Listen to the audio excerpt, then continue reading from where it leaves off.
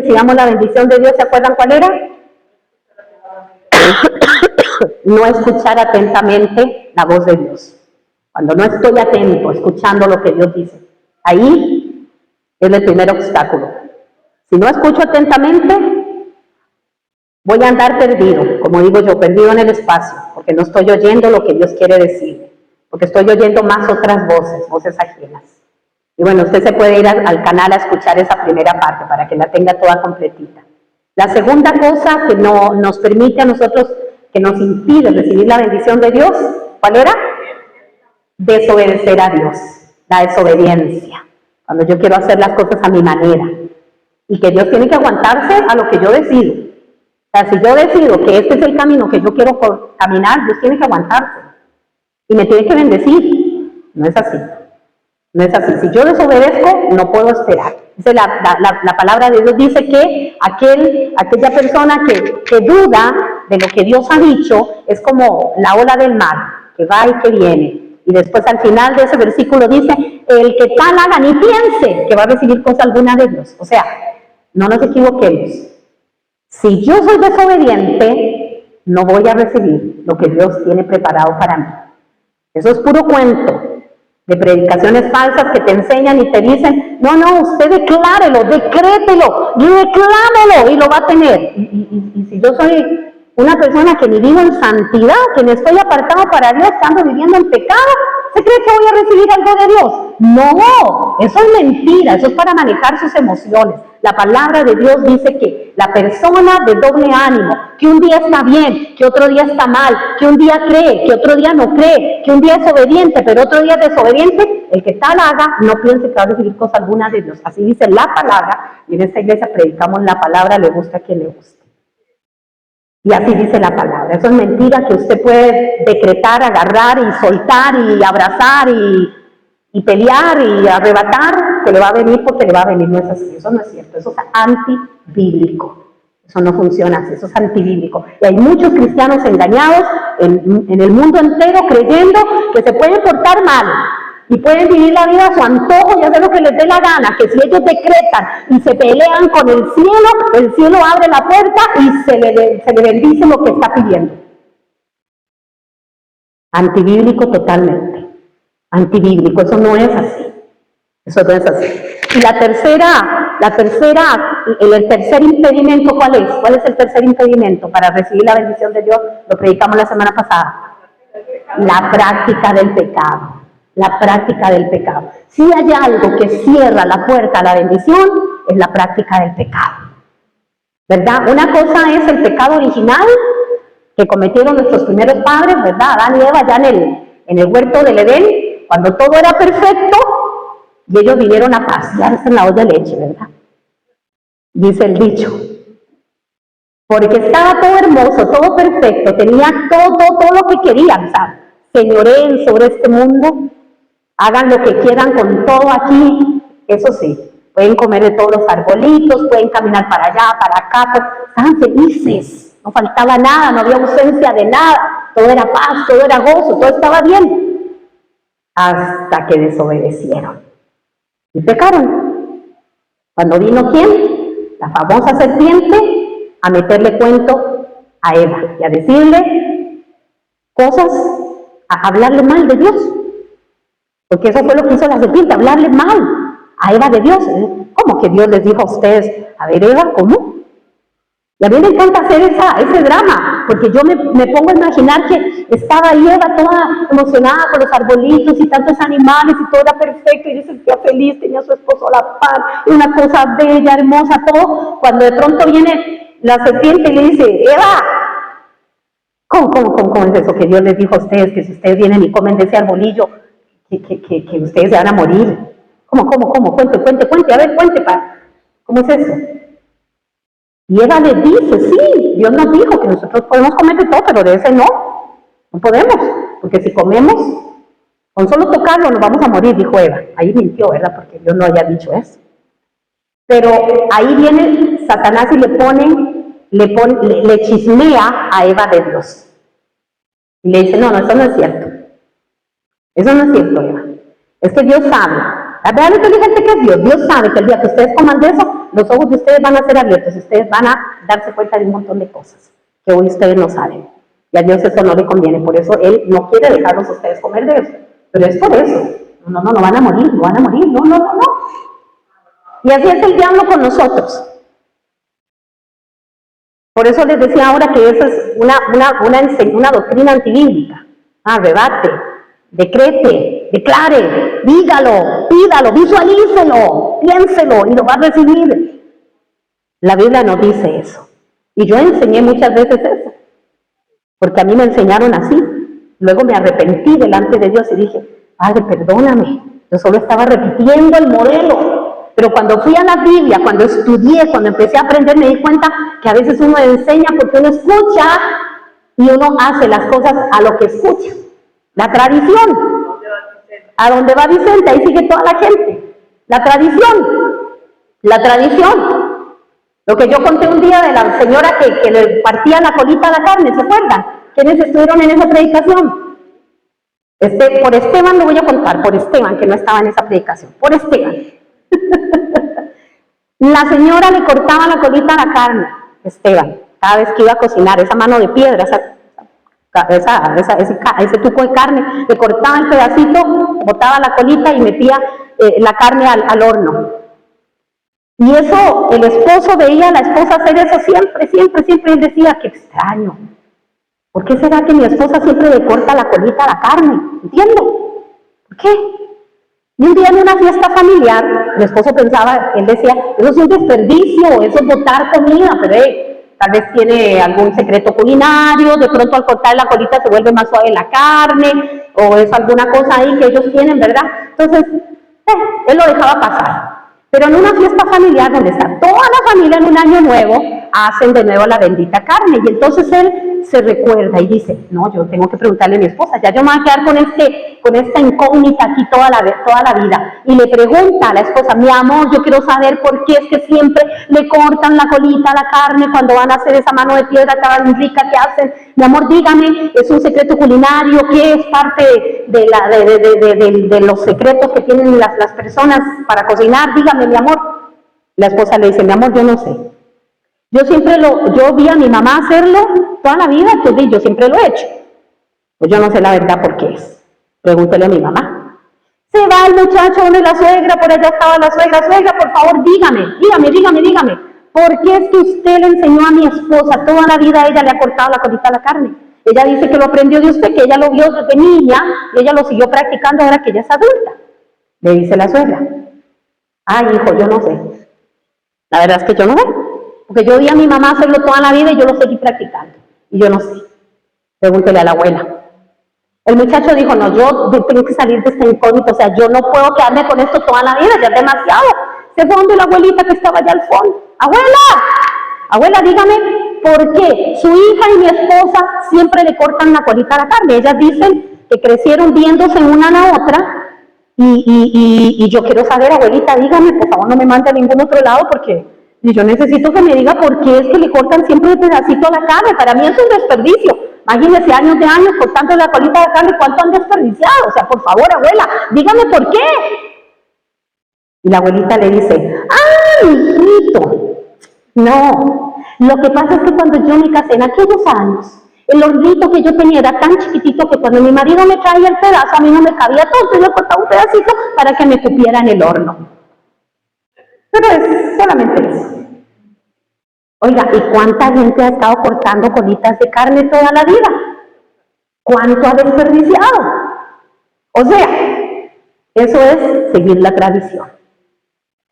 Y yo seguía la tradición y yo predicaba también eso. ¿Cuántas veces muchos de ustedes que me siguen de toda la vida me escucharon diciendo, visualicemos, hagamos esto, soñemos? No es que esté mal, pero es que la palabra de Dios dice otra cosa. Si yo quiero ver la bendición de Dios en mi vida, yo debo hacer lo que la palabra de Dios dice que yo debo hacer. O sea, yo debo ser obediente, yo debo escuchar atentamente la voz de Dios y yo debo quitar el pecado de mi vida. Quitar el pecado de mi vida. Y hablábamos de Acán, que Dios los mandó a ellos a poseer la ciudad de Ai, así se llamaba la ciudad, y los mandó a poseer esa ciudad y les dio concretamente las instrucciones de lo que ellos tenían que hacer con todo lo que agarraban, el botín, con todo lo que agarraban de esa ciudad, con todo lo que ellos se traían de ahí, todo eso se convertía en anatema, en maldición. Todo eso había que quemarlo. Pero Acán vio un manto babilónico, vio un poco de oro, vio cosas bonitas que a él le llamaron la atención y que hablaban de plata. Ojo, plata, plata, plata, plata. ¿Cuál es el Dios de este mundo? La plata. Por eso la Biblia dice, no puedes tener dos señores. O amas a Dios o amas el dinero. Pero no puedes, porque si tú dices que tienes esos dos, entonces vas a amar a uno y vas a despreciar al otro. No puedes tener dos señores. No puedes tener a Dios, amar a Dios y amar las riquezas. Eso no significa que uno no va a trabajar y que no va a conseguir su dinero para pagar sus cosas, sí. Pero cuando está en primer lugar eso, antes que Dios, ahí es donde estamos amando más las riquezas que a Dios. Y el dinero es un Dios. Se llama Mamón. Mamón, así se llama. Debe ser así de terrible, de peludo como los mamones, seguro. Oiga, y eso nos limita a nosotros la bendición. Cuando nosotros buscamos la plata en vez de buscar al Dios de la plata. Es que mejor buscar al Dios. Una vez decía una señora por ahí, es que yo adoro al universo, yo le hablo a las estrellas y a los planetas. Yo le decía, ¿para qué le hablan los planetas? Que se alineen. Planetas, alíneense hoy que voy a ir a hacer esto y que todo el universo se va a alinear para que a mí me vaya bien. Porque mejor no le habla al Dios que hizo sus planetas, al Dios que hizo el universo. Ese tiene más poder porque Él los hizo. A veces nosotros vamos por las añadiduras antes que el Dios que da las añadiduras. Y todo eso habla de desobediencia. Acán vio todo eso, plata. Oiga, un manto babilónico, ¿en cuánto me pueden comprar a mí eso? Dijo Acán. Era tonto, ¿para qué lo voy a quemar? Mejor me lo llevo para casa. Y cuando nadie se dé cuenta, yo lo vendo y saco plata. Se llevó todo ese montón de cosas, las enterró en el centro de la tienda donde nadie sabía nada. Y cuando fueron allá a la guerra, a conquistar la ciudad de Ai, ¿qué fue lo que pasó? Perdieron la batalla. Entonces Josué se enojó, se entristeció, dice que se rasgó sus vestidos y se puso mal y se tiró al suelo y todo. Y Dios, pero ya... Ahora y a resentirse con Dios, a enojarse con Dios, a reclamarle a Dios porque habían perdido esa batalla. Y Dios viene y lo regaña y le dice, Josué, levántate de ahí y deja de estar lloriqueando. Yo no fallé. Ustedes fueron los que fallaron. Hay pecado en el pueblo. Y hay alguien de ustedes que hizo algo incorrecto. Y por causa de esa persona, todos perdieron la batalla. Porque para los hebreos el sentido de comunidad era muy importante. Ahí no eran tan individualistas como nosotros, los occidentales, los que vivimos de este otro lado. Somos muy individualistas. Yo primero, yo segundo, yo tercero y si sobra algo yo también. Y los demás que me importan. El famoso dicho, ¿verdad? Yo en mi casa y Dios en la casa de todos. Y ese dicho está incorrecto, es antibíblico.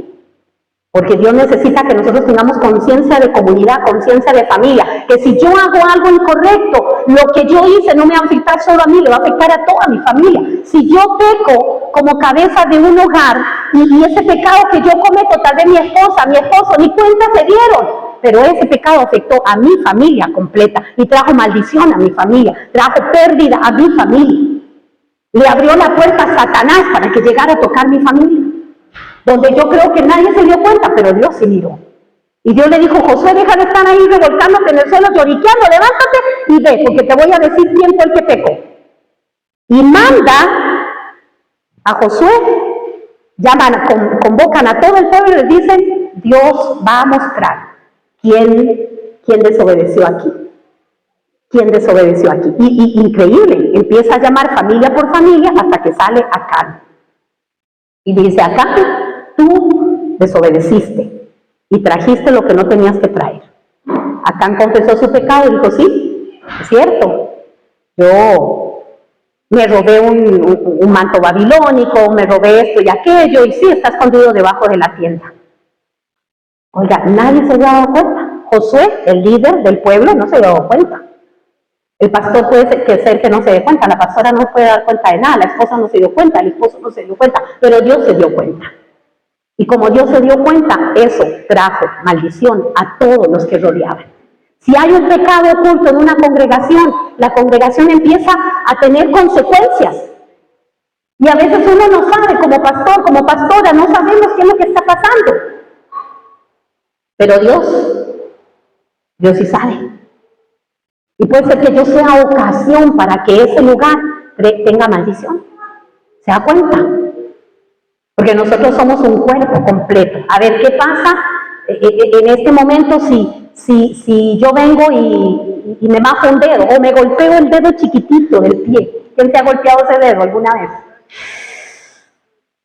Qué doloroso que es. Oiga, y es un dedo chiquitito, pero usted se lo golpea en la orilla de la cama, en la orilla de un mueble, usted siente, ¿verdad? Ya yo creo que la mayoría nos ha pasado, usted siente que se golpeó completo, porque el dedo es parte del cuerpo. Entonces, la iglesia es el cuerpo de Cristo. Tenemos que tener conciencia de que si yo ando mal, si yo no estoy siendo correcto lo que estoy haciendo, yo voy a afectar ese cuerpo. Si yo no vengo a la iglesia, yo afecto ese cuerpo. Si yo no tomo mi lugar y mi parte en la iglesia, yo afecto ese cuerpo. Porque el don que Dios me dio a mí es necesario en esa iglesia. Yo afecto el cuerpo. Si yo peco, yo afecto el cuerpo. Afecto el cuerpo. Yo estoy afectando el cuerpo si yo estoy practicando el pecado. Por eso la tercera cosa que impide la bendición de Dios es la práctica del pecado. Es que yo sé que estoy pecando, pero sigo ahí parada. Sigo ahí, con eso escondido, abajo de mi tienda. Sigo ahí y estoy trayendo maldición a mi casa, pero estoy trayendo maldición a mi iglesia. Estoy trayendo maldición a mi familia, maldición a mis finanzas, maldición a mi vida espiritual, porque si hay algo que el pecado hace es que enferma tu vida espiritual. Y luego caminamos por la calle, pues estamos enfermos espiritualmente.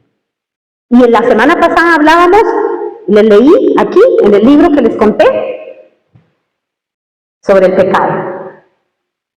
Y algunos me decían, ya, pare, pastora, pare, ya no siga.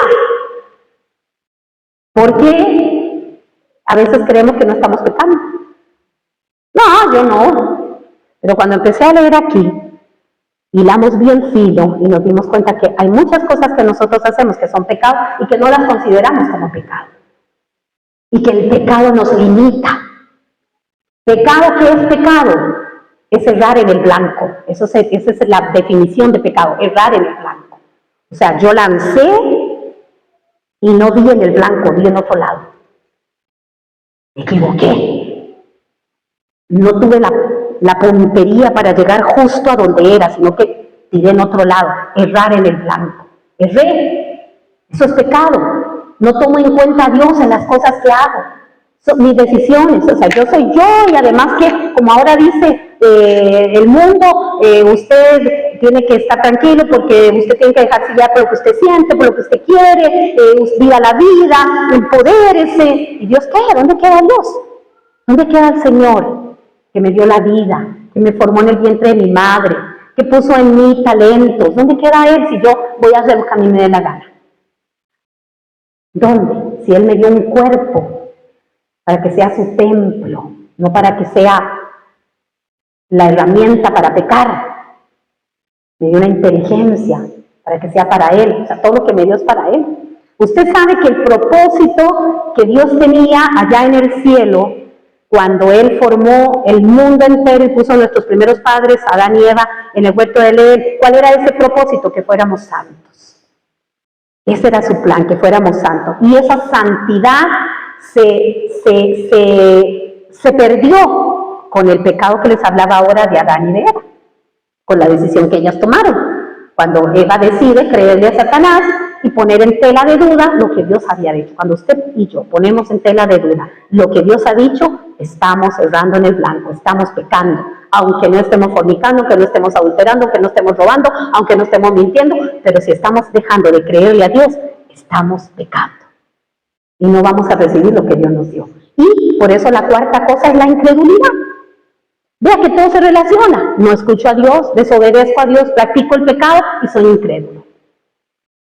Y esto no es para la gente de afuera, que tal vez no creen en Dios o que no les gustan las iglesias, que no les gusta venir a los cultos. Y Esas cosas no son para ellos, esto es para nosotros los hijos de Dios. La palabra es para usted y para mí, que amamos a Dios, que decimos que nos hemos convertido, que decimos que le hemos entregado el corazón al Señor, que decimos que le hemos aceptado como nuestro Señor y nuestro Salvador. Esto es para nosotros. Dios nos dice, si eres incrédulo, estás impidiendo mi bendición en tu vida. Ve lo que dice Marcos 9, 23 y 25.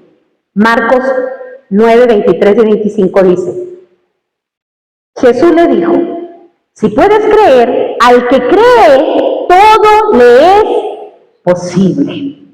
Si puedes creer, al que cree, todo le es posible. O sea, si yo creo, yo voy a tener el dinero para ir a esa cumbre.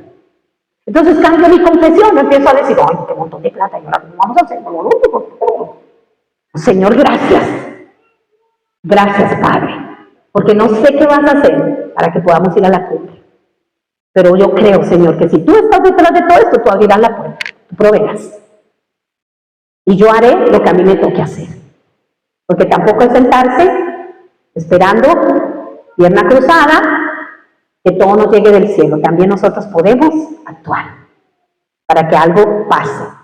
Entonces, Marcos 9:23 dice, si crees, si puedes creer, al que cree, todo le es posible. Y estaba hablando de la sanidad de un muchacho, ¿verdad? Entonces el 24 dice, inmediatamente el padre del muchacho clamó y dijo, creo, ayuda a mi incredulidad. Señor, yo creo, ayúdame, quiero ver ese milagro, quiero ver ese milagro. Los milagros, cuando Dios empieza a hacer milagros en nuestra vida, son para ayudarnos a esa incredulidad, para activar esa fe, para desatar esa fe. Y vienen tiempos que va a empezar a ocurrir eso. ¿Verdad? Yo he contado a algunos de ustedes que han estado atravesando momentos difíciles, les he contado de algunos milagros que han ocurrido en mi vida a través de los años, y les he dicho, eso fortaleció mi fe. Eso fortaleció mi fe. Mis años más difíciles de mi vida fortalecieron mi fe. Y entendí que Dios operaba y actuaba si yo podía creer. Y si yo podía creer, no había nada imposible para mí. Todo de acuerdo a su voluntad. Entonces, al que cree, todo le es posible con Dios. Entonces vamos a ver, aquí dice que lo contrario a la incredulidad es la fe. Lo contrario a la incredulidad es la fe. Entonces yo no puedo decir que yo soy una mujer de fe si yo estoy dudando de Dios. Si Dios a mí me prometió algo y no lo veo y yo dudo porque no lo veo. El hecho de que usted no lo vea no quiere decir que no está ahí, que no exista. Porque puede ser que en el mundo espiritual ya fue desatado para usted, pero no lo ha visto aquí en el mundo material, pero ya eso es suyo. Recuerdan que Dios mandó a ellos a poseer las tierras. Él les dijo, esta tierra es de ustedes, se las doy, pero vayan y posean. O sea, nosotros como cristianos tenemos que dar un paso. Creer y actuar. El que cree, actúa. Dice, por lo cual creí, también actué. O sea, si yo creo, yo voy a actuar. No me voy a quedar ahí sentado esperando, yo voy a actuar. Entonces, lo contrario a la incredulidad siempre es la fe. Hebreos 11:6 dice, pero sin fe es imposible agradar a Dios. O sea, si yo quiero agradar a Dios, debo ser una persona que crea. Si yo soy incrédula, no voy a poder agradar a mi Dios. Si Dios me dice, Daisy, voy a hacer esto contigo, y yo dudo, Dios no va a actuar en mi vida, ni me va a dar lo que yo estoy esperando. No lo va a hacer. Porque sin fe es imposible agradar a Dios, porque es necesario, dice Hebreo, porque es necesario que el que se acerca a Dios crea que le hay, o sea, crean que Él existe, y que Él es galardonador de los que le buscan. ¿Aló? O sea, si yo me acerco a Dios, debo acercarme con fe, porque mejor, si no creo en Él, mejor ni me acerco. Si me voy a acercar a Dios es porque yo creo que Él existe de verdad. Y porque creo en que Él lo que dijo que va a hacer, lo va a hacer. Si no, mejor ni me acerco a Él, porque estoy dudando, no estoy creyendo. Entonces, ¿cuáles son las consecuencias de la incredulidad? ¿Cuáles son las consecuencias? Bueno, número 1, ya sabemos, no recibo las bendiciones de Dios.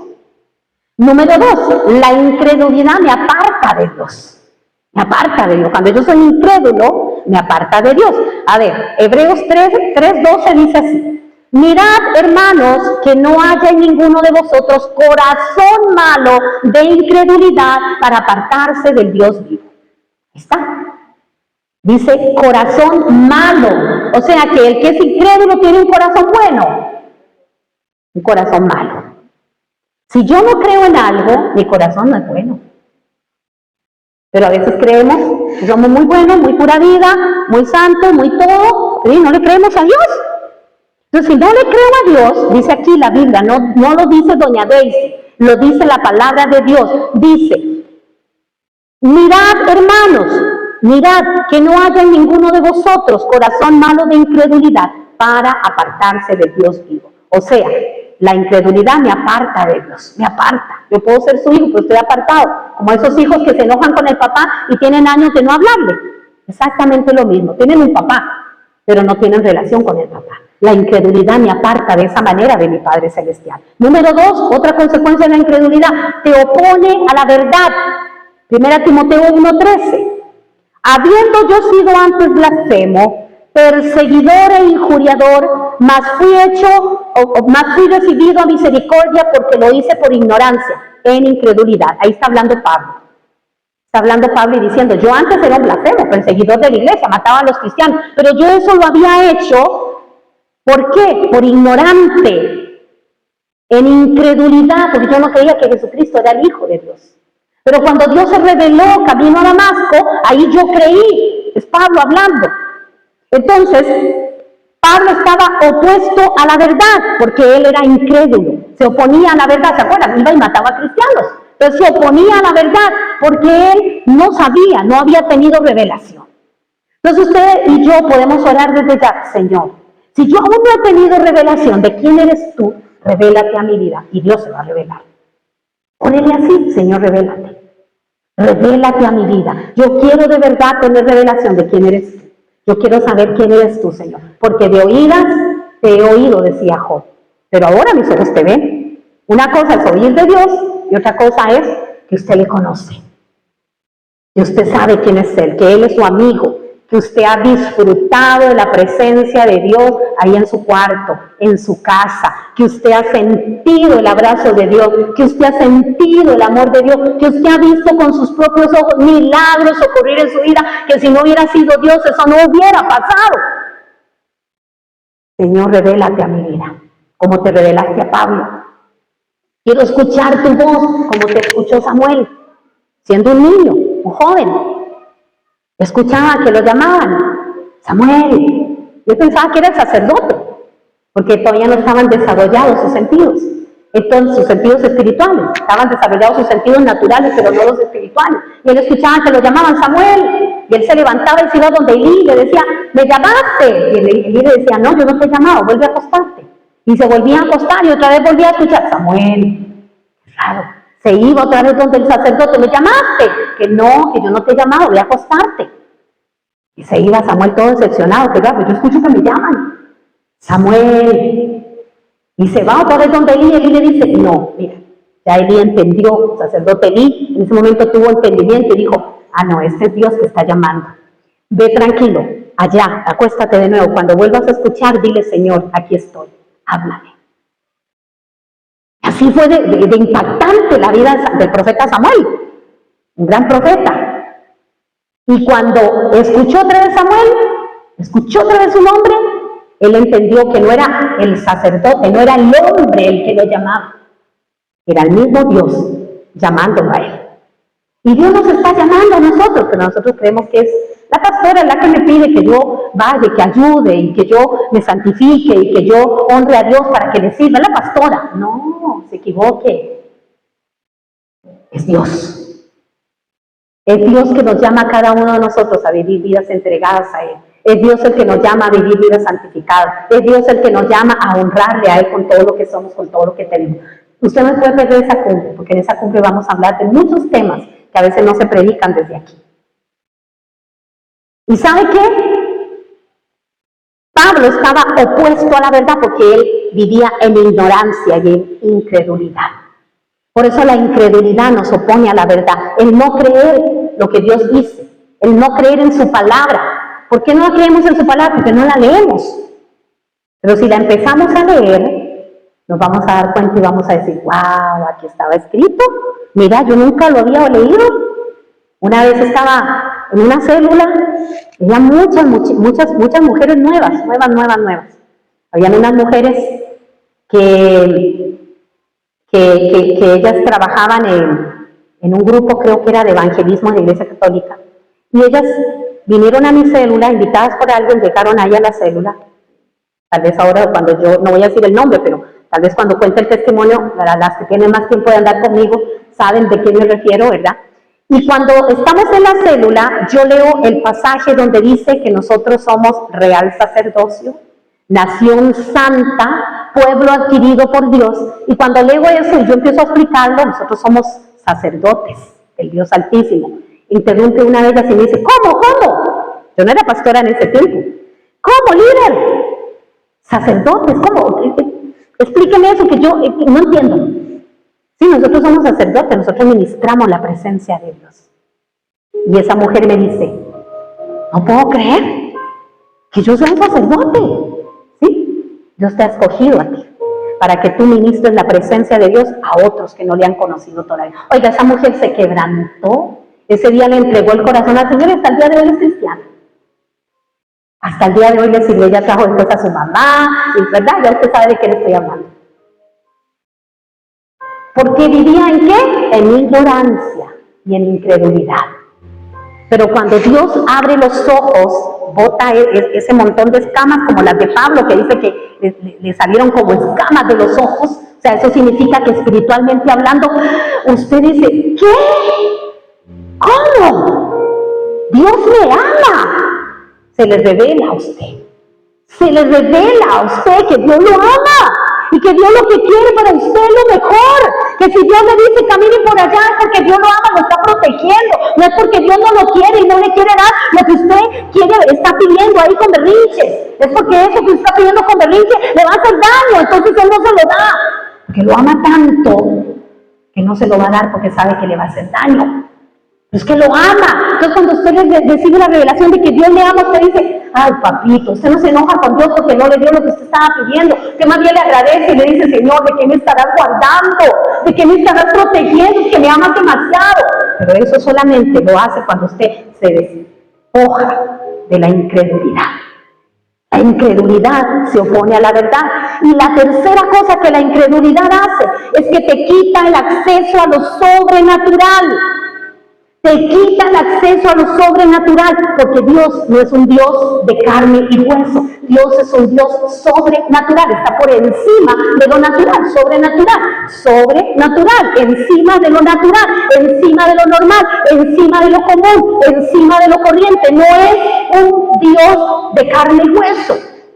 Entonces, cuando yo soy incrédulo, la incredulidad me quita el acceso a esa sobrenaturalidad de Dios. Por eso es que a veces yo no veo milagros en mi vida.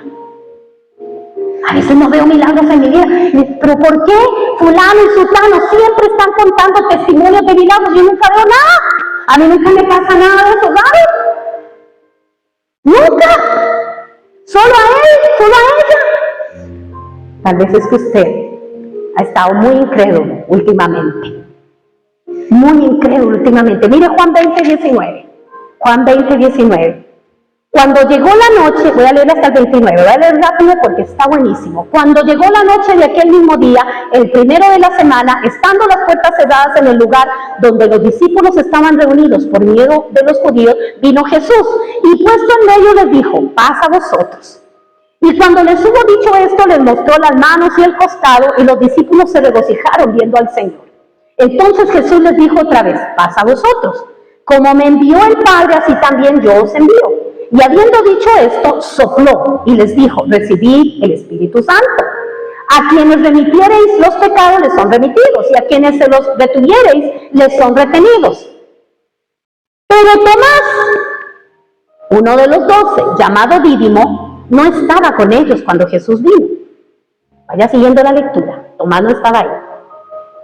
Le dijeron pues los otros discípulos, al Señor hemos visto.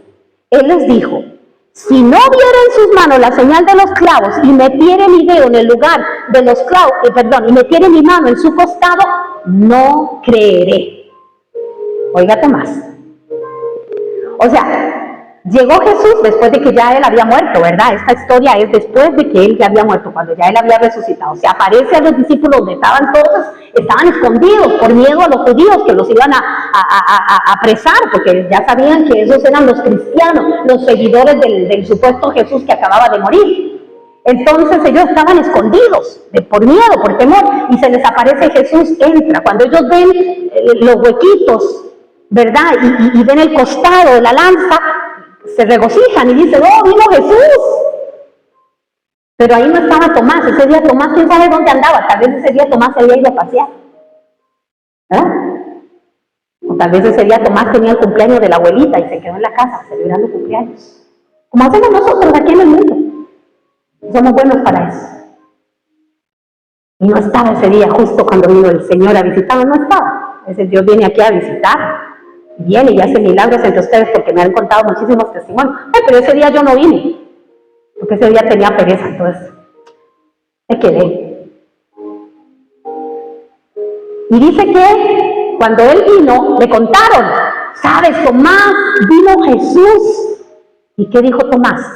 Qué feo lo que dijo Tomás. Pues nosotros hemos dicho eso. Nosotros lo hemos dicho. Y a veces criticamos a Tomás, y qué bruto Tomás, ¿verdad? Pero vean, nosotros hemos hecho lo mismo. Y dijo Tomás, si yo no viera en sus manos la señal de los clavos y metiera mi dedo en el lugar de su costado, no creeré.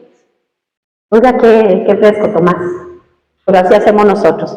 Hasta que yo no vea lo que Dios, hasta que yo no vea a su esposo que Dios me dijo, yo no voy a creer. Pues siga esperando, no le va a llegar por incrédulo. Hasta que yo no vea tal cosa, no, pues quédese ahí esperando, pues no le va a llegar. Hasta que usted crea, le va a llegar. Mientras usted sigue de incrédulo, no le va a venir. Y miren lo que sigue diciendo aquí la palabra, dice, 8 días después estaban otra vez sus discípulos dentro, y con ellos estaba Tomás.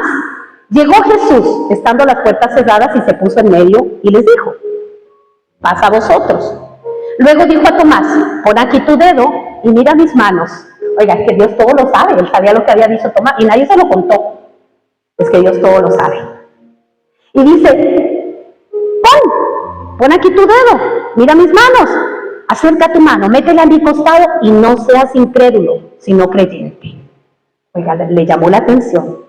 Ven, haz esto, dijiste que querías ver mis huecos, mete, aquí está, mete, aquí está. Y deja de ser incrédulo, sé creyente. Y Dios a nosotros nos dice lo mismo, dejes de ser incrédulo, sea creyente, crea lo que Dios dijo que iba a hacer, crea. ¿Y qué pasa? Le dice aquí. Entonces Tomás respondió y le dijo, Señor mío y Dios mío. O sea, se dio cuenta que sí era, y se sorprende, ¡oh, Señor mío, Dios mío! Entonces Jesús le dice, porque me has visto, Tomás, creíste. Bienaventurados los que no vieron y creyeron. Que es rudo, ¿verdad? Riquísimo. O sea, le dijo, claro, porque me viste, Señor mío, claro, porque me viste. Pero, ¿sabes qué? Bienaventurados, 3 veces dichosos, los que aún sin ver han creído. Yo creo antes de ver. Yo no tengo que creer después de ver, yo creo antes de ver. Antes de ver ese milagro, antes de ver esa sanidad, antes de ver eso que he estado pidiendo, antes de ver esa petición contestada, antes yo creo por lo que Dios nos prometió a nosotros aquí. No lo vemos todavía, pero lo creo. Yo lo creo, todos los días me levanto y digo, Señor, gracias por lo que viene, gracias por lo que viene, gracias, Señor, por lo que viene. Yo los saludo, Padre, gracias. O no lo he visto todavía, pero tengo que hacerlo desde ya. Porque el Señor dijo, bienaventurados los que aún sin ver han creído. Tomás creyó porque tuvo pruebas físicas de todo lo que había ocurrido, pero Dios le reprende, Jesús le reprende. Que no nos pase a nosotros que Dios nos tenga que reprender y decirnos, sí estás creyendo porque te di el carro que me estabas pidiendo, pero antes cuando no lo tenías, no creías. Es más bienaventurado creer antes de que venga la situación. Marcos 9:19 dice, y respondiendo él les dijo, oh generación incrédula, ¿hasta cuándo he de estar con vosotros? ¿Hasta cuándo os he de soportar? Generación incrédula y perversa, dice en los otros evangelios. Lo pueden encontrar en Mateo 17:17, Lucas 9:41. Generación incrédula y perversa. O sea, relaciona la incredulidad con la perversión. ¿Se da cuenta que ser incrédulo no es nada bonito? Y incredulidad y perversa. Incredulidad viene de una raíz griega que es distrepo, que significa estar alejado del camino correcto. O sea, cuando yo soy incrédulo, estoy alejado del camino correcto. Voy por otro lado, voy por otro camino. Estoy totalmente perdido, voy por otro lado cuando soy incrédulo. Cuando yo soy crédulo, cuando yo soy creyente, cuando yo creo, yo voy por el camino correcto. Ese es el camino que yo tengo que seguir como hijo de Dios. Pero cuando no le creo a Dios y trato de hacer las cosas en mis propias fuerzas, en mi propia sabiduría, en mi propio entendimiento, voy por el camino equivocado. Fijo, voy a llegar a un lugar equivocado. Y si usted va para Punta Arenas y coge el bus para Limón, ¿cuándo va a llegar a Punta Arenas? ¿A cuándo? Y se fue en el bus de Limón. El que no sabe hacia dónde va, cualquier bus le sirve. Entonces yo tengo que estar en el camino correcto y llegar al lugar correcto, ir al lugar correcto. Dice que la incredulidad comenzó en Génesis con la primera pareja. Ahí empezó la incredulidad. Cuando le creyeron más al diablo que a lo que dijo Dios. Cuando dudaron del carácter de Dios. Amados, cuando nosotros dudamos del carácter de Dios, de que Él es bueno, de que Él es santo, de que Él es poderoso, todos los atributos de Dios, todas las cosas que se hablan de Dios, que es sobrenatural, que es omnipotente, omnipresente, omnisciente, omnisapiente. Cuando dudamos de esas cosas, nos convertimos en gente incrédula y no vamos a recibir la bendición de Dios. Dios todo lo sabe. No se equivoca. Él sabe cuando usted va por un camino incorrecto, por eso le reprende y le dice, por ahí no. Ah, pues yo meto cabeza, yo voy por ahí. No escucho a Dios. Me va como un cuadrado, como un quebrado, perdón, me va mal. Entonces, la primera incredulidad comenzó ahí, con esta pareja. Y nosotros dudamos del Señor cada vez que Él habla. Dios necesita gente de fe. Dios necesita gente de fe. ¿A usted le ha pasado que alguna vez usted ha orado por algo, ha orado por algo, sin embargo, cuando le llega, usted no lo puede creer? ¿Usted no lo puede creer? En el pasaje de Hechos 12, del versículo 1 al 17, habla de una historia. O sea, la voy a leer rapidito porque es buena. En aquel mismo tiempo el rey Herodes echó mano a algunos de la iglesia para maltratarles. Recuerden que la iglesia estaba siendo perseguida. Hoy oramos por la iglesia perseguida en otros países, en Costa Rica todavía no está perseguida. Y mató a espada a Jacobo, hermano de Juan. Y viendo que esto había agradado a los judíos, procedió a prender también a Pedro, se lo llevó. Eran entonces los días de los panes sin levadura. Habiéndole tomado preso, metieron en la cárcel a Pedro, le puso en la cárcel entregándole a 4 grupos de 4 soldados cada uno para que lo custodiasen. O sea, estaba tan custodiado. Si ustedes leen ahí detalladamente, 4 grupos de 4 soldados. ¿Cuántos soldados habían en total? 4 grupos de 4 soldados cada grupo. Había un montón de soldados ahí. 4 grupos de 4 soldados cada uno. Mínimo 16 hombres cuidando solo a un hombre. Imagínense. Y miren lo que dice. Dice, y se proponía sacarle al pueblo después de la Pascua. Así que Pedro estaba custodiado en la cárcel, pero la iglesia hacía sin cesar oración a Dios por él. Oiga qué bonito, ¿la iglesia qué estaba haciendo? Orando. Pedro estaba en la cárcel, pero la iglesia oraba. Pedro en la cárcel, la iglesia oraba. Señor, saca a Pedro, saca a Pedro, saca a Pedro. Señor, bendíceme, por favor. Padre, sáname. Señor, restaura mi hogar. Señor, levanta mi casa. No sé qué petición usted está haciendo. Estaban orando. Y vean lo que pasa aquí. Dice, Pedro, cuando Herodes le iba a sacar, aquella misma noche estaba Pedro durmiendo entre 2 soldados. O sea, estaban los 16 soldados afuera y para peores adentro. Donde él estaba durmiendo habían 2 soldados. Sujeto con 2 cadenas, estaba sujeto con 2 cadenas y los guardas delante de la puerta custodiaban la cárcel. Está más custodiado no podía estar. Y he aquí que se presentó un ángel del Señor y una luz resplandeció en la cárcel. Y tocando a Pedro en el costado, le despertó diciendo, levántate pronto. Y las cadenas se le cayeron de las manos. Se cayeron, nadie se las abrió, ¡pum!, se cayeron. Le dijo el ángel, síguete y átate las sandalias. Y lo hizo así. Y le dijo, envuélvete en tu manto y sígueme. Y saliendo le seguía, pero no sabía que era verdad lo que hacía el ángel, sino que pensaba que veía una visión. O sea, Pedro pensó que estaba soñando. O sea, no, esto no puede ser posible, que a mí se me caigan las cadenas, que venga un ángel, que se aparezca un ángel aquí de pronto y me esté sacando de la cárcel y estoy súper custodiado y que no se hayan dado cuenta estos tipos que están aquí. Si tengo dos que están durmiendo aquí prácticamente conmigo. Y él pensó que era una visión, ¿verdad? No podía creerlo. Y hizo como el ángel le dijo, se ató las sandalias, se puso los zapatos y salió. Se envolvió en su manto y siguió. Saliendo le seguía, pero no sabía que era verdad lo que hacía el ángel, sino que pensaba que veía una visión. Habiendo pasado la primera y la segunda guardia, llegaron a la puerta de hierro que daba a la ciudad, la cual se les abrió, como esas puertas de los supermercados, ¿verdad? Y salidos pasaron una calle y luego el ángel se apartó de él.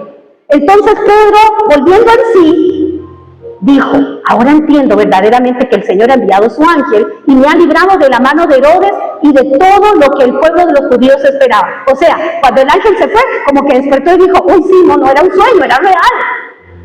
En realidad esto me estaba pasando en verdad, no era un sueño. Entonces sigue diciendo, habiendo considerado esto, llegó a la casa de María, la madre de Juan, el que tenía por sobrenombre Marcos, donde muchos estaban reunidos orando. ¿Qué estaba la iglesia haciendo? Orando. Mientras Pedro estaba en la cárcel, la iglesia estaba orando. Cuando llamó Pedro a la puerta del patio, salió a escuchar una muchacha llamada Rode, la cual, cuando reconoció la voz de Pedro, de gozo no abrió la puerta, sino que corriendo adentro dio la nueva de que Pedro estaba en la puerta. ¿Se imagina? O sea, yo me imagino que eso debe haber sido bien chistoso. Pedro está afuera tocando y dice, soy yo. La muchacha está Rode, están todos orando. Rode sale del grupo de oración y dice, alguien toca la puerta. Sí, ¿quién es? Y le grita a Pedro desde el otro lado, soy yo, Pedro. ¡Ah, Pedro! Y no le abre. Se va a contarle a todo el mundo y no le abre. De la emoción del Pedro que ocupa que le abran. Y dice, y ellos le dijeron, cuando ella llegó y dijo, Pedro está en la puerta. Ellos le dijeron en el 15, estás loca. Y pero no estaban orando para que Pedro fuera libre. Y cuando lo liberan, le dicen a Rode que está loca, que cómo hace que Pedro está ahí. Ay, hermanos, nosotros oramos así. Queremos ver un milagro y cuando el milagro viene no podemos creer. No le agradecemos a Dios, no le adoramos, no le alabamos. Lo vemos pasar como normal. Ni pelota le damos a Dios. No tenemos cómo arrodillarnos, Señor. ¡Wow! Hiciste este milagro con mi hijo. Lo sanaste, estaba con un diagnóstico de muerte y está aquí sano. Me olvidé del milagro. Y sigo haciendo mi vida, me antojo. Señor, hiciste este gran milagro en mi vida. Sigo haciendo mi vida a mi manera. No puedo creer que Pedro esté ahí en la puerta. No puedo creer. Le dicen, estás loca. Pero ella aseguraba que así era. Entonces ellos decían, es su ángel. Mas Pedro persistía en llamar, pobrecito Pedro. Seguro decía, porfa, ábranme. Y todos adentro hablando, no puede ser Pedro. Que sí, que no puede, que sí. No, seguramente es un ángel. Que no. Y Pedro afuera, pero ábranme. Y el milagro de Dios queriendo llegar a tu vida y usted ahí todavía dudando, como que no creo. Señor, bendice. No creo que Dios me bendiga. Porque así somos. Y veo lo que sigue diciendo. Mas Pedro persistía en llamar y cuando abrieron y le dieron se quedaron como atónitos, asombrados. ¿Sabe que no nos deberían sorprender los milagros de Dios porque Dios es un Dios de milagros? No nos deberían sorprender cuando de pronto usted tenía una deuda y esa deuda le aparece saldada. No nos debería sorprender. O usted está madurando por un dinero y alguien vino y le dijo, Dios me dijo que te diera esto, usted no debería sorprenderse. Te debería decir, gracias Señor, yo sabía, porque yo sé quién eres tú. Pero a veces nos quedamos a todo, ¡qué miedo! ¡Qué susto! Y no podemos creer que Dios está obrando de una forma maravillosa.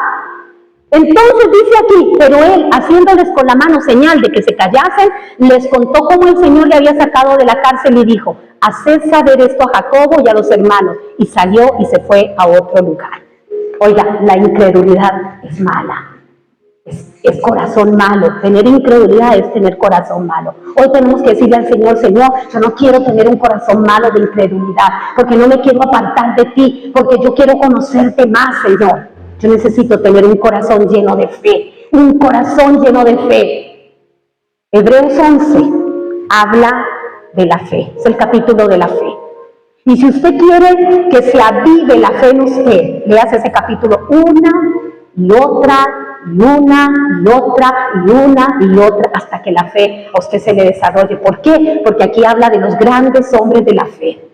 Dice, pues la fe es la certeza de lo que se espera, la certeza, la convicción de lo que no se ve. Yo estoy convencido que yo voy a ver a Dios obrar en esto. No lo veo en este momento con estos ojitos, pero acá tengo una convicción. Estoy convencido de que yo veré algo ocurriendo ahí. Yo lo veré porque lo veré. Y dice, por la fe entendemos haber sido constituido el universo por la palabra de Dios. O sea, ¿qué quiere decir eso? O sea, por fe nosotros creemos que Dios hizo el universo, que se formaron los planetas, que se formó todas las vías, la Vía Láctea, esto, lo otro, los soles, todo lo que está en el universo completo. Por fe creemos, porque no tenemos una prueba de cómo se hizo eso. Los científicos, por más que han hecho, no han podido descifrar el asunto. Las partículas se hicieron para dar una explicación, pero no es así. Sigue diciendo, de modo que lo que se ve fue hecho de lo que no se veía. Lo que se ve fue hecho de lo que no se veía. ¿Sí? Por la fe Abel ofreció a Dios más excelente sacrificio que Caín, por lo cual alcanzó testimonio de que era justo, dando Dios testimonio de sus ofrendas, y muerto aún habla por ella. Por la fe Enoc fue traspuesto para no ver muerte, y no fue hallado porque lo traspuso Dios, y antes que fuese traspuesto tuvo testimonio de haber agradado a Dios. Pero sin fe es imposible agradar a Dios, porque es necesario que el que se acerca a Dios crea que Él le hay, o sea, crea que existe y que es galardonador de los que le buscan. Por la fe Noé, cuando fue advertido por Dios acerca de las cosas que aún no se veían, con temor preparó el arca en que su casa se salvase, y por esa fe condenó al mundo y fue hecho heredero de la justicia que viene por la fe. Por la fe Abraham, siendo llamado, obedeció para salir al lugar que había de recibir como herencia, y salió sin saber a dónde iba. No es que le dieron un mapa y le dijeron allá va a ir, solo le dijeron agarra a tu gente y camina. Y él agarró a la gente y caminó.